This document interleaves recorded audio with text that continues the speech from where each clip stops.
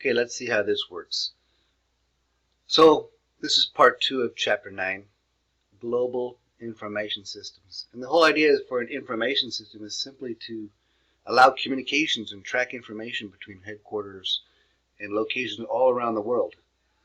Gathering, storing the data, tracking sales, inventory, personnel, bank accounts, inventories, and on and on and on. Let's go to the next slide here. So what are we looking at? Again, some of the challenges globally.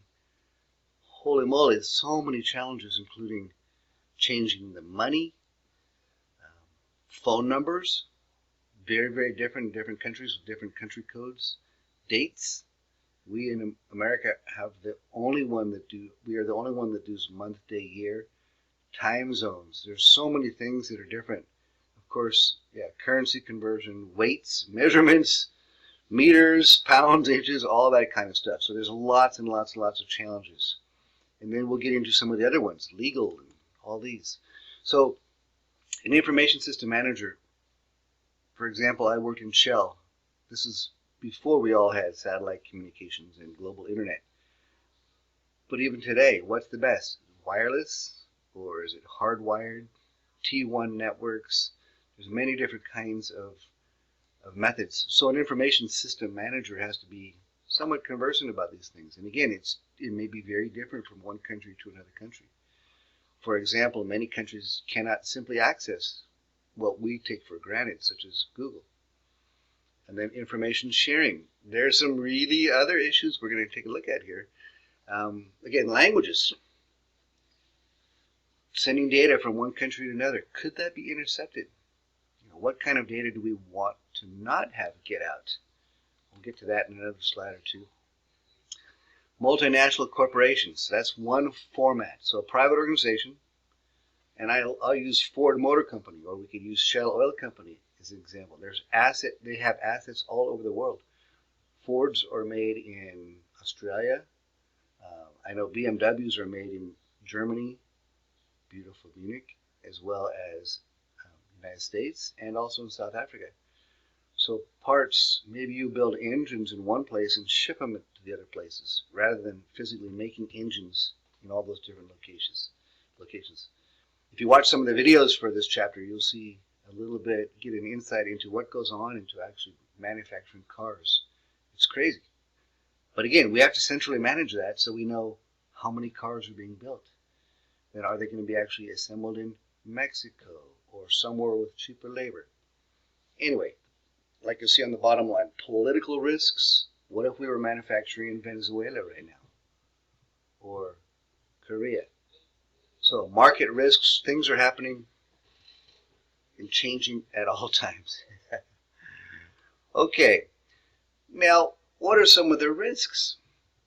Oh my gosh, again, tariffs, barriers, taxes, laws. I worked for Shell Oil Company in Nigeria, and we had all kinds of crazy things. Basically, nothing happened unless let's just put it honestly, there was a lot of corruption, so a lot of bribery had to happen. And literally, we had an information system that was so corrupt, if anybody ever finished building it, the one or two guys who got close to finishing it were moved before the project was done. It was such a simple system, in theory, of tracking how much oil went into the big oil containers and how much came out. That seems like about as simple a system as you can get, but not everybody wanted an actual tracking of that. Literally millions of barrels of oil were moved at nighttime. So there's lots of risks. Again, tax risks. Where to call the home country? Is Ireland the home country of someone like Apple so that we pay taxes? We see a lot of ships registered for Liberia or maybe banks in the Bahamas because they may have a very different tax structure. So again, culture, politics, economic infrastructures. What kind of, do they have telephone lines or wires, or so many issues. And this is what is fascinating about this. I think everyone listening to this can realize that there's a need for global growth or shrinkage or change. But these are just some of the things to look at. There's lots of opportunities and lots of risks. It's really helpful to try to analyze those in advance. Personnel and ethics. How about, let me share this one story about Herbalife. Some of you may have heard of them. They're a large nutritional supplement company. Well, they were going to open in Mexico. And so in Mexico, what happened before they were allowed to manufacture in Mexico, the country said, you have to give us a list of all the ingredients. Well, so Herbalife complied, gave a list of all the ingredients, and then was held up for maybe a year or more before they could start. And during that time, what happened was somebody else got the list of ingredients and started what, at least 10 years ago, was the largest network marketing company in Mexico, because they were handed the ingredients by the government, which required Herbalife to submit them before they could go live. So anyway, lots and lots and lots of risk. Should Coke or Pepsi give their recipes to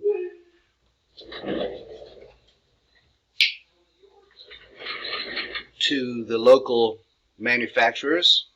Or would maybe, if Pepsi gave all the ingredients away, maybe then Pepsi would appear. Or spell it backward, is Pep.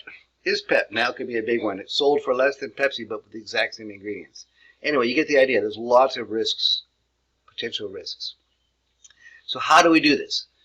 We can have highly centralized information systems. Maybe, for example, like a rent-a-car.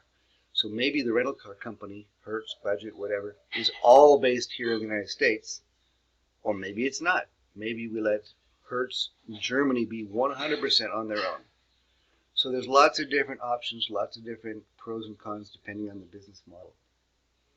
And one of the things we want to try to avoid is duplicating information systems.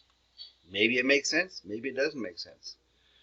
Maybe for a large organization like Costco, maybe it's wonderful that they can just take their inventory system that works here in San Diego and run it in Tijuana. Maybe not. I don't know. Again, the laws, certainly the measurements and a lot of things are very, very different. Okay. You can browse through these. I won't try to lecture about them, but you can come up, there's lots of different examples of different structures of companies. Again, the one example I used for this, maybe this is Ford in the United States. Maybe they do something very, very differently in Australia or South Africa or wherever they may make the cars. Offshoring. Wow. There's so much. A lot of us, of course, have heard about technology, maybe shipping our products to India for computer programming. But if you look at outsourcing, how about it could be, since there's the availability of the internet and incredibly good telecommunication systems and these other items, maybe it's fine to have our tech support in India or at a different time of day in the Philippines. Maybe you could pay people less and have them move to Fiji or Tahiti, and you could, heck, I wouldn't mind being a 6-hour-a-day tech support living in Tahiti, even if I got paid a little bit less. So lots of issues to look at. Again, plenty of obstacles, plenty of benefits. Lack of standardization. It's very different. It's a very different corporate structure that is in, for instance, Peru, than it might be in Nigeria, than it might be in England or Finland. Different regulatory practices. Here we have things like OSHA and 8-hour-a-day maximums before we have to pay overtime. That is absolutely not the case worldwide. Some places have very poor telecommunication. I don't want to pick on any countries, but there's definitely some places where there's a lack of skilled analysts and programmers. I absolutely believe that in every country in the world there are very, very, very bright people. However, not everyone has the same access to training and skills as we happen to have here. Values, attitudes, behaviors. I can go on and on from the business classes I've taught and the different things, but there's different work attitudes, different cultural values, different levels of education and training, different political, economic, cultural, it goes on and on for the difference. Regulatory practices. Sometime I'll be happy to share with you stories from 3 years in Nigeria. I worked for 3 years over there, and the laws were very different. I had to go to court as a witness, and another guy, when we caught people stealing the computers, the guy who caught them had to leave the country under threat of death. Okay, again, lots of different technology around the world, good and bad. That's changing now much. In fact, the United States by far does not have the fastest internet. A lot of people think we do, but do your own Google search and see who has the fastest internet. Programmer, it's funny actually, believe it or not, some tasks that were outsourced to India, and so a job will pay people so much to get done in India, they may have to then outsource that contract literally back to the United States. I've heard of that happening. Crazy, crazy. But it doesn't really matter. Just like with this class, you could be anywhere in the world right now. And for the same reason, well, maybe I'll get my skilled analysts from Poland and a programmer from the Ukraine. And maybe my graphic artist works in Chile. And maybe I have my writers are in Seattle. So there's all kinds of, and that's the way the world is working nowadays. So as we go through these key terms, you can go through these on your own. I just wanted to kind of summarize chapter 9, and let's go with that. Enjoy reading, enjoy exploring the rest of chapter 9.